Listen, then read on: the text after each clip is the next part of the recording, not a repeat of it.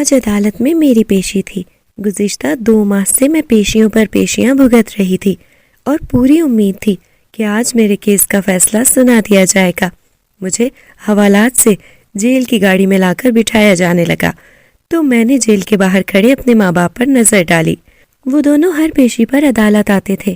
میں جیل کی گاڑی میں بیٹھنے سے پہلے اماں کے گلے لگی اور انہیں کہا، اماں آج عدالت مت آنا۔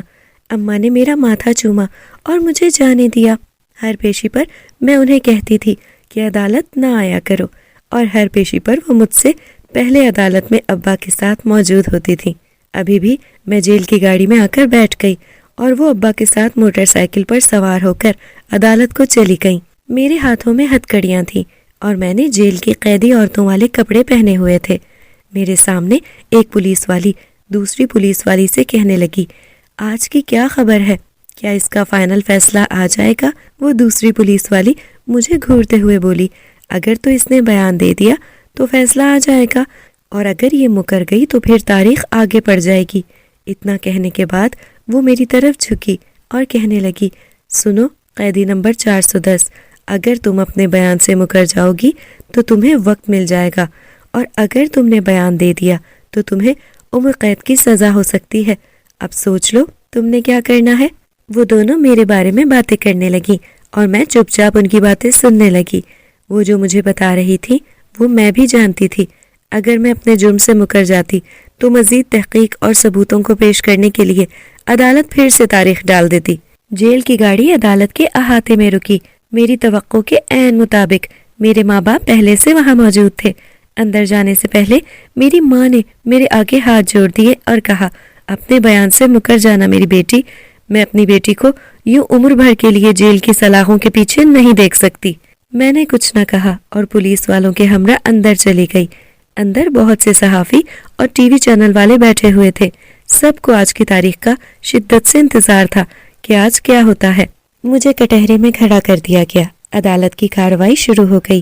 تھوڑی دیر بعد جب وکیل نے مجھ سے پوچھا کہ آپ بتائیں وقوع کے دن کیا ہوا تھا، آپ اپنی کہانی شروع سے بتائیں، سب جاننا چاہتے ہیں۔ آخر وہ وقت آ ہی گیا تھا جب مجھے اپنی ذات کے پردے کھولنے پڑتے۔ میں نے بتانا شروع کیا، میرا نام فروا ہے، اپنے ماں باپ کی سب سے بڑی بیٹی ہوں۔ مجھ سے 3 چھوٹی بہنیں اور 2 چھوٹے بھائی ہیں۔ میری اماں چودھری کی حویلی میں ملازمت کرتی ہے، وہاں کچن میں کھانا بناتی ہے۔ میرا باپ چودھری کی زمین پر کاشت کرتا ہے۔ گاؤں کے چودھری کے 2 بیٹے تھے، ایک بڑا جو شادی شدہ تھا اور اس کی بیوی کو سب بھابھی بیگم کہتے تھے، اور ایک چھوٹا بیٹا جسے سب چھوٹے مالک کہتے تھے۔ میں اکثر چھوٹے مالک کے کمرے سے قیمتی اشیاء چرا کر گھر لے آتی تھی۔ کسی کو پتہ نہیں چلتا تھا کہ میں کیا چرا کر لے جا رہی ہوں۔ پھر ایک دن چھوٹے مالک شہر سے واپس آئے۔ میں تو ان کی پرسنالٹی دیکھ کر عاشق ہو گئی اور بہانے سے اسے اپنی طرف مائل کرنے لگی، لیکن اس نے کبھی میری طرف آنکھ اٹھا کر نہیں دیکھا تھا۔ وہ بہت شریف تھا اور میں بد کردار۔ میں جان بوجھ کر اس کو اپنی طرف متوجہ کرتی تھی۔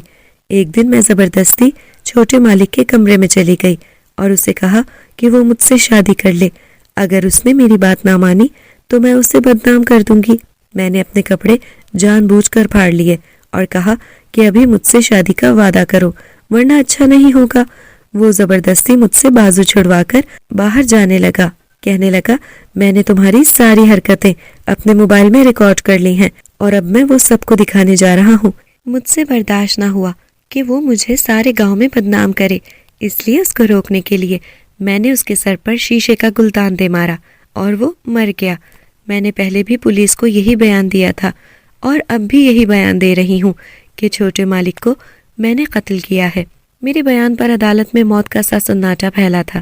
میں نے سب کے منع کرنے کے باوجود اپنا گناہ قبول کر لیا تھا، کیونکہ اگر میں مکرتی تو میرے ماں باپ اور چھوٹے بہن بھائیوں کی زندگی چودھریوں کے ہاتھوں ختم ہو جاتی۔ وہ میرے گھر والوں کو برباد کر دیتے۔ میرے جرم قبول کرنے پر عدالت نے کہا کہ اب مزید کسی سوال جواب اور ثبوت یا گواہ کی ضرورت نہیں ہے۔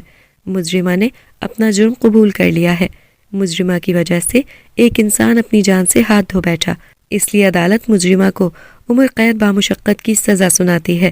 اس کے ساتھ ہی جج نے دستخط کر دیے اور عدالت برخاست کر دی۔ مجھے عمر قید ہو گئی۔ میں نے اپنے گھر والوں کو بچانے کی خاطر جھوٹا بیان دیا تھا، جبکہ اس دن کچھ اور ہی ہوا تھا۔ آدھی آبادی کی طرح میرا باپ بھی چودھریوں کا مقروض تھا، اور سالوں سے میرے ماں باپ اس کا قرض اتارنے کی کوشش کر رہے تھے، جو وہیں کا وہیں تھا، اور اس قرض پر جو سود تھا وہ بڑھتا جا رہا تھا۔ میں جوان ہوئی تو اماں مجھے بھی اپنے ساتھ کام پر لے جانے لگی تاکہ چودھریوں کا قرض جلدی اتر سکے۔ چھوٹے مالک کا زیادہ تر وقت شہر میں گزرتا تھا۔ جانے کیا بات تھی کہ اماں چھوٹے مالک کے ہوتے ہوئے مجھے کام پر نہیں لے کر جاتی تھیں، گھر پر ہی چھوڑ جاتی تھیں۔ بعد میں مجھے پتا چلا کہ چھوٹے مالک کی شہرت کافی خراب تھی، گاؤں کی لڑکیاں اس کے ہاتھوں داغدار ہو چکی تھیں، اس لیے اماں اس کے ہوتے مجھے وہاں لے کر نہیں جاتی تھی۔ چودھریوں کو اپنے بیٹے کی ساری حرکتوں کا علم تھا، مگر اس نے کبھی اپنے بیٹے کو روکنے ٹوکنے کی کوشش نہیں کی۔ ان دنوں بھی چھوٹا مالک حویلی آیا ہوا تھا۔ اماں نے مجھے گھر پر چھوڑا اور خود کام پر چلی گئی، مگر وہاں سے واپس آئی تو اس کو تیز بخار چڑھ گیا۔ اگلے روز حویلی سے پیغام ملا کہ اگر طبیعت ٹھیک نہیں تو اپنی بیٹی کو کام پر بھیجو۔ مجبوری میں اماں کو مجھے بھیجنا پڑا۔ جانے سے پہلے اماں نے بڑی نصیحت کی کہ چھوٹے مالک سے دور رہنا، اس کے کمرے میں مت جانا۔ میں نے کہا اماں اگر وہ اتنا ہی برا انسان ہے تو مجھے مت بھیجو، مگر جانا بھی ضروری تھا کیونکہ ہم نوکر تھے اور وہ مالک تھے، ہم انکار کرنے کا اختیار نہیں رکھتے تھے۔ میں اماں کی جگہ کام پر جانے لگی۔ میں بہت کوشش کرتی تھی کہ چھوٹے مالک سے سامنا نہ ہو، مگر ایک دن اس نے مجھے دیکھ ہی لیا۔ میں خوبصورت ہوں اس لیے جلد ہی اس کی نظروں میں آ گئی۔ ایک دن اس نے اپنے کمرے میں مجھے بلایا۔ میں اس کے کمرے میں ڈرتے ڈرتے گئی۔ اس نے میرا ہاتھ پکڑ کر زبردستی کرنی چاہی تو میں نے اپنی عزت بچانے کی خاطر شیشے کا گلدان اٹھا کر اس کے سر پر دے مارا۔ اس کا سر لہو لہان ہو گیا۔ اسے ہسپتال لے گئے اور مجھے پولیس نے پکڑ لیا۔ مجھے بعد میں معلوم ہوا کہ وہ شیشے کا گلدان اس کے سر میں بڑی زور سے لگا تھا اور وہ ہسپتال میں دوسرے دن مر گیا تھا۔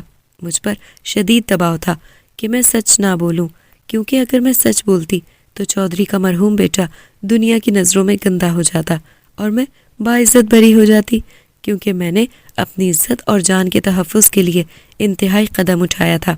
مجھے دھمکی دی گئی تھی کہ اگر میں نے سچ بولا تو میرے گھر والوں کے ساتھ بہت برا کیا جائے گا، اس لیے میں نے جھوٹا بیان دے دیا۔ مجھے عمر قید کی کال کوٹری میں منتقل کر دیا گیا۔ وہاں مجھ سے پہلے ہی کئی خران قسم کی عورتیں موجود تھیں، میں بھی ان کے ساتھ رہنے لگی۔ عمر قید کی زیادہ تر عورتیں بڑے بڑے جرائم کی وجہ سے یہاں آئی تھیں۔ میری طرح ہو سکتا ہے کسی نے جھوٹا بیان دے کر یہ سزا اپنے لیے خود چنی ہو۔ میں اب اپنی قسمت کو قبول کر چکی تھی کہ میری ساری عمر اب یہیں گزرنے والی ہے۔ میری ماں بیچاری روتے ہوئے گئی تھی، باپ کے الگ کاندھے جھکے ہوئے تھے۔ مجھے بعض اوقات خود یقین نہیں آتا تھا کہ میں اپنے گھر میں نہیں بلکہ جیل میں ہوں۔ مجھے یقین تھا کہ کچھ دن یہاں رہوں گی تو یہ بھی گھر ہی لگنے لگے گا۔ شروع کے دن تو وہاں کے ماحول کو ہی سمجھنے میں لگ گئے۔ میں نے وہاں رہ کر ایک عجیب بات نوٹس کی تھی، وہ یہ کہ پرانی قیدی عورتوں کو گوشت دیا جاتا تھا اور ہمیں جو کچھ نہیں تھی ان کو دال روٹی۔ میں نے سوچا ہو سکتا ہے ان عورتوں کو کبھی کبھار گوشت دیا جاتا ہو، مگر روزانہ سامنے والی کال کوٹری میں گوشت کا سالن دیا جاتا تھا اور ہماری والی جیل میں دال اور سبزی آتی تھی۔ کچھ دن تک میں دیکھتی رہی، پھر ایک ساتھ والی عورت سے پوچھا ان کو گوشت کیوں دیا جاتا ہے؟ وہ عورت کہنے لگی میں نے تو سنا ہے کہ ان کو خاص طور پر ہرن کا گوشت دیا جاتا ہے۔ ہرن کا گوشت سن کر میں دنگ رہ گئی۔ ہرن کا گوشت تو اتنا مہنگا ہوتا ہے اور یہاں قیدیوں کو کھلایا جا رہا ہے۔ میں حیران ہونے کے سوا اور کیا کر سکتی تھی؟ لیکن پھر ایک بات اور عجیب تھی، وہ یہ کہ ان عورتوں کو باہر لے جایا جاتا تھا کھانا کھانے کے ٹھیک آدھے گھنٹے بعد۔ جانے کس مقصد سے باہر لے کر جاتے تھے؟ اگلے دن صبح میں نے ایک عمر رسیدہ عورت سے پوچھا کہ یہاں روز رات کو کیا چلتا ہے؟ میرا مطلب ہے عمر قید کی ان عورتوں کو ہرن کا گوشت کھلانے کے بعد کہاں لے جاتے ہیں؟ وہ عورت کہنے لگی ان عورتوں کو باہر برآمدے میں لے جا کر زنجیروں سے باندھ دیا جاتا ہے اور پھر ان کو برف والے پانی میں رات بھر بٹھایا جاتا ہے۔ صبح واپسی ہوتی ہے۔ تم کبھی نماز سے آدھا گھنٹہ پہلے جاگنا اور دیکھنا۔ میں نے اس عورت کے مشورے پر ویسا ہی کرنے کا سوچا جیسا اس نے کہا تھا۔ میں نماز کے لیے تو اٹھتی تھی، اس لیے میں نے آج سونے سے پہلے آدھا گھنٹہ پہلے اٹھنے کی نیت کر لی۔ اگلے دن نماز سے آدھا گھنٹہ پہلے میری آنکھ کھلی تو میں نے دیکھا کہ واقعی وہ عورت سچ کہہ رہی تھی۔ سامنے والے سیل کی عورتوں کو واپس ان کی جیل میں بند کیا جا رہا تھا۔ ان عورتوں کے جسم پر زنجیروں کے نشان نظر آ رہے تھے اور وہ گیلی بھی لگ رہی تھی۔ ایسا لگ رہا تھا کہ کپڑوں سمیت نہا کر وہ نکلی ہیں۔ اس کا مطلب تو یہ تھا کہ وہ عورتیں واقعی ساری رات برف والے پانی میں رہی تھیں۔ آخر ایسا کیوں تھا؟ یہ خاص ان عورتوں کے ساتھ ہی کیوں کیا جا رہا تھا؟ میں نے اپنی ساتھ والی سے پوچھا، یہ ان کے ساتھ کب سے چل رہا ہے؟ کہنے لگی، میں تو جب سے آئی ہوں یہی دیکھتی آ رہی ہوں۔ اب تو ان عورتوں کو بھی عادت ہو گئی ہے۔ شروع میں تو بڑے چیخنے کی آوازیں آتی تھیں، زنجیروں سے بندھے ہونے کی وجہ سے اور ساری رات برف والے پانی میں رہنے کی وجہ سے وہ دن بھر روتی رہتی تھی، مگر کچھ عرصے سے یہ بالکل چپ ہو کر رہ گئی ہیں، دن بھر آرام کرتی ہیں، جیلر ان سے کام بھی نہیں لیتی۔ اب پتہ نہیں اس سارے معاملے کے پیچھے کیا راز چھپا ہے۔ اس نے جتنا معلوم تھا اتنا مجھے بتا دیا۔ میں سسپینس میں پڑ گئی کہ جانے ان بیچاریوں کے ساتھ پہلے اچھا سلوک کر کے، یعنی ہرن کا گوشت کھلا کر، پھر غیر انسانی سلوک کیوں کیا جاتا تھا؟ یہ سوال مجھے چین نہیں لینے دے رہا تھا۔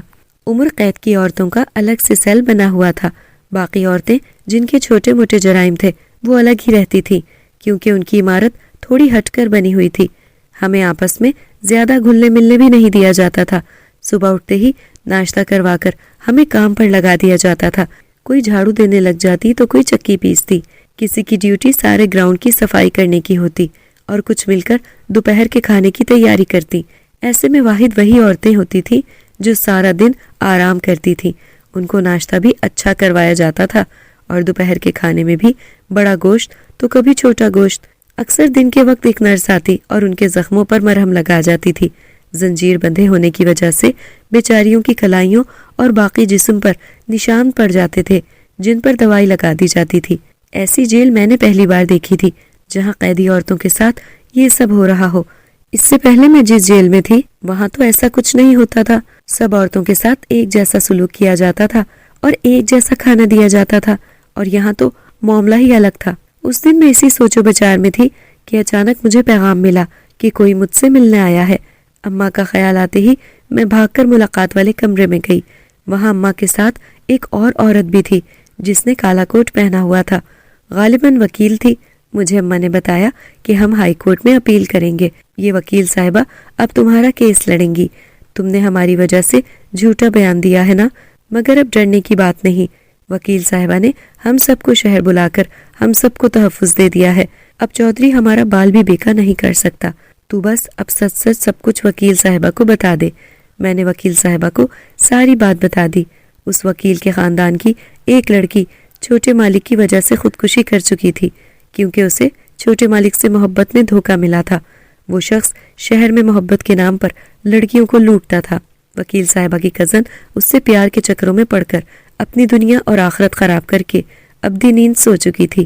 وکیل صاحبہ اچھے سے جانتی تھی کہ میرا قصور نہیں تھا اور سارا قصور اسی کا ہوگا، اسی لیے وہ میرا کیس لڑنے کے لیے تیار تھی۔ وکیل صاحبہ ایک جانی مانی NGO کی رکن تھی جو عورتوں کے تحفظ کے لیے کام کرتی تھی۔ وکیل صاحبہ کو میں نے شروع سے آخر تک ساری بات بتا دی تھی کہ اس دن کیا ہوا تھا۔ وکیل صاحبہ نے مجھ سے وعدہ کیا کہ وہ مجھے بہت جلد یہاں سے نکال لیں گی۔ جاتے جاتے وکیل صاحبہ نے پوچھا، یہ ہرن کا گوشت یہاں کس کے لیے آتا ہے؟ میں نے آتے ہوئے دیکھا تھا، بڑے بڑے شاپرز میں لایا جا رہا تھا۔ میں نے کہا، عمر قید کی عورتوں کے لیے آتا ہے خاص ہرن کا گوشت۔ اس سے پہلے میں مزید تفصیل بتاتی، ہماری ملاقات کا وقت ختم ہو گیا تھا، ورنہ میں قیدی عورتوں کا سارا معاملہ بھی وکیل صاحبہ کے گوشت گزار ضرور کرتی۔ جاتے جاتے وکیل صاحبہ نے مجھے بھرپور تسلی دی تھی کہ وہ میرا کیس ہائی کورٹ میں لے کر جائیں گی۔ وکیل صاحبہ چلی گئیں۔ اب مجھے ایک امید پیدا ہو گئی تھی کہ شاید میں یہاں سے رہائی پا جاؤں، ورنہ تو میں سمجھوتا کر چکی تھی۔ بظاہر تو یہاں سب ٹھیک تھا، مگر مجھے لگتا تھا کہ کوئی بڑی گڑبڑ ہے۔ ایک ہفتے بعد ہمارے سامنے والی کال کوٹری میں قید ایک عورت مر گئی۔ معلوم ہوا کہ اس کو دل کا دورہ پڑا تھا۔ میرا دل یہ ماننے کو تیار نہ تھا کہ وہ دورے کی وجہ سے مری ہے۔ اس بیچاری کی طبیعت ساری رات برف والے پانی میں رہنے کے بعد خراب ہو گئی تھی اور اسی وجہ سے اسے بخار ہو گیا، جو اتنا زیادہ ہوا کہ وہ بیچاری مر گئی۔ وہ پچھلے 10 سال سے یہاں ہی تھی۔ اب جیل سے باہر اس کا کوئی والی وارث نہیں تھا، اس لیے اس کی لاش سرد خانے میں بھجوا دی گئی کہ لاوارث لاشوں کے ساتھ اسے بھی دفنا دیا جائے۔ مجھے اس عورت کا انجام دیکھ کر بہت دکھ ہوا تھا۔ اس کے مرنے پر ایک ڈاکٹر بھی آیا تھا جو باقی عورتوں کا جائزہ لے رہا تھا۔ جانے وہ سب کو گھور گھور کر کیوں دیکھ رہا تھا؟ مجھے ایسے لگا کہ اس نے مجھے اور ایک میری ساتھ والی عورت کی طرف اشارہ کرتے ہوئے جیلر کو کوئی اشارہ کیا تھا۔ جانے وہ ہمارے متعلق کیا بات کر رہا تھا۔ شام کو جیلر راؤنڈ پر آئی، اس کے ساتھ 2 لیڈی پولیس افسر بھی تھیں۔ وہ راؤنڈ لگا کر ہماری کال کوٹری کی طرف آئیں اور میری اور ایک اور عورت کی طرف اشارہ کر کے لیڈی کانسٹیبل کو کہا، ان دونوں کو سامنے والے سیل میں شفٹ کر دو۔ لیڈی کانسٹیبل نے اس کو کہا، میڈم اس لڑکی کو رہنے دیں، کچھ دنوں میں اس کا کیس ہائی کورٹ میں پیش ہونا ہے، دوسری والی کو شفٹ کر دیتے ہیں۔ وہ مجھے چھوڑ کر میری ساتھ والی عورت کو ساتھ لے گئیں اور اسے سامنے والی کال کوٹری میں بند کر دیا۔ وہ بیچاری ہاتھ جوڑ رہی تھی کہ مجھے وہاں نہیں جانا، مجھے یہیں رہنے دو، مگر اس کی ایک نہ سنی گئی اور اسے سامنے لے جا کر بند کر دیا گیا۔ میں نے شکر ادا کیا کہ میری بچت ہو گئی۔ رات کو حسب معمول ان عورتوں کے لیے گوشت آیا، ان کو ہرن کا گوشت کھلانے کے بعد باہر لے گئے۔ بعد میں جانے کیا ہوا اور کیا نہیں مجھے کچھ پتا نہیں چلا، کیونکہ جس سے ساری خبریں ملتی تھیں وہ تو اسی قید خانے میں جا کر قید ہو چکی تھی، جہاں سے رہائی کی کوئی صورت نہیں تھی سوائے موت کے۔ 2-3 دن گزر گئے مگر اس سے رابطے کی میری کوئی کوشش کامیاب نہ ہوئی۔ عمر قید کی عورتوں پر خاص نظر رکھی جاتی تھی۔ میں یہاں کے ماحول کی وجہ سے نفسیاتی بن رہی تھی۔ میرا دل چاہتا تھا یہاں سے نکل جاؤں۔ میں بے چینی سے وکیل صاحبہ کا انتظار کر رہی تھی کہ کب وہ آئے اور مجھے یہاں سے نکالے۔ ایک دن پتہ چلا کہ کوئی ملنے آیا ہے تو میں خوشی خوشی ملاقات کو گئی، مگر آگے جا کر جب چودھری کو دیکھا تو میرے ہوش اڑ گئے۔ وہ مجھے دھمکانے آیا تھا کہ اگر میں نے بیان بدل کر اس کے مرے ہوئے بیٹے پر کوئی الزام لگایا تو وہ میرے گھر والوں کو زندہ نہیں چھوڑے گا۔ میں اس کی باتیں سن کر بہت پریشان ہو گئی تھی۔ 2 دنوں بعد وکیل صاحبہ ملنے آئیں تو میں نے انہیں چودھری کی آمد کے بارے میں بتایا۔ وہ کہنے لگی، تم فکر نہ کرو، تمہارے گھر والے محفوظ ہیں۔ تم نے 3 دن بعد میرے ساتھ ہائی کورٹ چلنا ہے، کیس کی پہلی سماعت ہے پرسوں، بس ڈرنا نہیں ہے۔ وہ مجھے اچھی طرح سے سمجھا کر چلی گئی۔ میں وہاں سے سیدھا اندر کال کوٹری میں آ گئی۔ آج اتنی نظر نہیں رکھی گئی تھی، اس لیے میرا دل چاہا کہ میں 2 گھڑی اپنی ساتھ والی سے ملاؤں جسے سامنے شفٹ کر دیا گیا تھا۔ میں اس کے سیل کے باہر کھڑی ہوئی تو اسے دیکھ کر میں دنگ رہ گئی۔ 4 دنوں میں ہی اس کی حالت خراب ہو چکی تھی، ہاتھوں پر زنجیروں کے نشان۔ میں نے اسے آوازیں دی مگر وہ سب شاید سوئی ہوئی تھی۔ مجھے سمجھ نہیں آ رہا تھا کہ بیچاریوں کے ساتھ ایسا کیوں کیا جا رہا ہے، آخر جیل حکام کو ایسا کیا فائدہ ہو رہا ہے؟ مگر ان سب کے لیے میں کچھ نہیں کر سکتی تھی سوائے ان پر ترس کھانے کے۔ میں اگر کچھ معلوم بھی کرنا چاہتی تو اس 4 دیواری میں قید کچھ معلوم نہیں کر سکتی تھی۔ 3 دنوں بعد ہائی کورٹ میں میرے کیس کی پہلی سماعت ہوئی۔ چودھریوں کی طرف سے بڑا تگڑا وکیل تھا، مگر میری وکیل صاحبہ نے کیس کی شروعات بہت اچھے طریقے سے کی۔ مجھے امید تھی کہ اگر اس طرح وہ ہر پیشی پر میرا کیس لڑیں گی تو میں بہت جلد باہر آ جاؤں گی۔ عدالت نے 1 ہفتے بعد کی تاریخ دی تھی۔ میں نے واپس آنے سے پہلے وکیل صاحبہ سے کہا، آپ کیا جیل کے اندر رہنے والی دوسری قیدی عورتوں کی مدد کے لیے کچھ کر سکتی ہیں؟ میں نے وکیل صاحبہ کو ساری بات بتائی کہ کیسے قیدی عورتوں کے ایک گروپ کو ہرن کا گوشت کھلا کر انہیں زنجیر سے باندھ کر برف والے پانی میں ساری رات رکھا جاتا ہے۔ میری ساری بات سن کر وکیل صاحبہ نے کہا، اب میں تو جیل کے اندر کی ساری حقیقت معلوم نہیں کر سکتی، یہ کام صرف تم کر سکتی ہو کیونکہ تم وہاں ان کے آس پاس رہتی ہو۔ میں نے الجھ کر پوچھا، مگر کیسے؟ میں یہ کیسے کر سکتی ہوں؟ وکیل صاحبہ نے کہا، کل آ کر تمہیں پلان بتاؤں گی۔ اگلے دن اپنے وعدے کے مطابق وکیل صاحبہ آئیں۔ انہوں نے مجھے پلان سمجھایا اور جاتے ہوئے کچھ پیسے چھپا کر دیے۔ میں نے وہ پیسے جلدی سے لباس میں چھپا لیے۔ اسی رات پلان کے مطابق میں نے اپنی ڈیوٹی پر مامور اہلکار کو کچھ پیسے دیے اور اسے کہا کہ مجھے اپنے گھر والوں سے بات کرنی ہے، اپنے فون سے کروا دو، میں کسی کو نہیں بتاؤں گی۔ اس لیڈی کانسٹیبل نے پیسوں کے لالچ میں اپنا فون کھول کر میرے حوالے کر دیا۔ میں نے اسے کہا، میں بس ادھر ہی ہوں، بات کر کے آتی ہوں۔ میں فون لے کر چوری چوری برآمدے کی طرف آئی تاکہ وہاں دیکھ سکوں کون کون ہوتا ہے اور کیا کیا کیا جاتا ہے۔ میں ستون کے پیچھے کھڑی ہو گئی اور موبائل کا کیمرہ کھول کر ریکارڈنگ کرنے لگی۔ میرے پاس صرف 15 منٹ تھے۔ 15 منٹوں میں جتنی ویڈیو بنی میں نے اتنی بنا کر وکیل صاحبہ کے نمبر پر بھیج دی۔ اس کے بعد سارا کچھ ڈیلیٹ کر کے موبائل لا کر اس پولیس والی کو واپس کر دیا۔ اسے ذرا بھی شک نہیں ہوا تھا کہ میں نے کیا کیا ہے۔ اس 15 منٹ کے مختصر سے عرصے میں جو کچھ میں نے دیکھا اور ریکارڈ کیا تھا وہ انتہائی چونکا دینے والا تھا۔ وہ ڈاکٹر جو اس دن راؤنڈ پر آیا تھا، وہی ڈاکٹر وہاں موجود تھا۔ وہ سب کو باری باری زنجیروں سے باندھ رہا تھا اور پھر کسی کو برف کے پانی میں بٹھا دیتا اور کسی کو کھڑا کر کے اس کے سر پر ٹھنڈا پانی پھینکتا۔ جیلر بھی پاس ہی کھڑی تھی اور یہ سب کچھ اس کی آنکھوں کے سامنے ہو رہا تھا۔ میں بس 15 منٹوں میں اتنا ہی ریکارڈ کر پائی۔ اس کے بعد وہاں کس کے ساتھ کیا ہوا مجھے کچھ خبر نہ ہو سکی۔ ساری رات میں جاگتی رہی تاکہ ان کو واپس آتے دیکھ سکوں۔ صبح کی نماز سے 1 گھنٹہ قبل وہ آئی تھی۔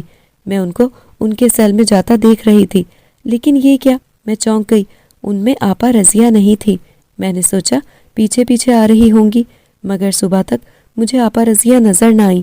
اس کا یوں غائب ہو جانا باعث تشویش تھا۔ جیلر سے کچھ بھی کہنا فضول تھا، وہ خود سارے کھیل میں شامل تھی اور مجھے لگ رہا تھا کہ اسی نے آپا رضیہ کو غائب کیا ہوگا۔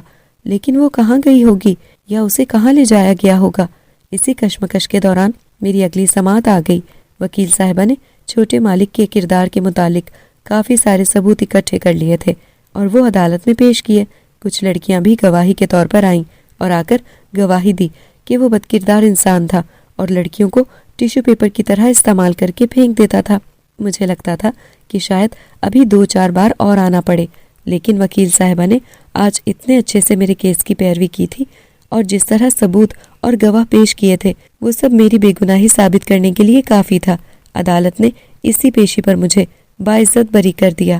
میرے ماں باپ تو خوشی سے نہال ہی ہو گئے اور مجھے تو یقین نہیں آ رہا تھا کہ اس قید خانے سے میری جان چھوٹ گئی، میں رہا ہو گئی۔ عمر قید کے کسی قیدی کو اچانک رہائی مل جائے تو کوئی اس کی خوشی کا اندازہ بھی نہیں کر سکتا۔ اس طرح میں بھی بہت خوش تھی۔ میں اپنے ماں باپ کے ساتھ خوشی خوشی گلے مل رہی تھی جب وکیل صاحبہ نے کہا، تمہیں تو رہائی مل گئی ہے، اب ہمیں باقیوں کو بھی انصاف دلانا ہوگا۔ تمہاری بھیجی ہوئی ویڈیو میں نے دیکھی ہے، اس میں جو کچھ بھی تھا وہ بہت ہولناک تھا۔ ایسا کچھ میں نے اپنی زندگی میں آج تک نہ دیکھا اور نہ ہی سنا۔ ہمیں معاملے کی جڑ تک پہنچنا ہوگا۔ میں نے پوچھا، ہم کیسے سب کے پیچھے چھپے اصل مقصد تک پہنچیں گے؟ وکیل صاحبہ کہنے لگی، اس ڈاکٹر کا پیچھا کر کے۔ آج رات جب وہ جیل سے باہر نکلے گا تو ہم اس کا پیچھا کر دیں گے۔ ہم نے ایسا ہی کیا۔ جیسے ہی وہ ڈاکٹر جیل سے باہر نکل کر اپنی گاڑی میں روانہ ہوا تو ہم نے بھی اس کا پیچھا شروع کر دیا۔ وہ ایک مشہور مینٹل ہسپتال کے اندر چلا گیا، ہم بھی اس کے پیچھے پیچھے اندر گئے۔ معلوم ہوا اس کا نام ڈاکٹر شہزاد ہے، وہ اس ہسپتال کا مالک ہے اور باہر سے پڑھ کر آیا ہے۔ وہ ڈاکٹر ہونے کے ساتھ ساتھ ایک سائنسدان بھی تھا۔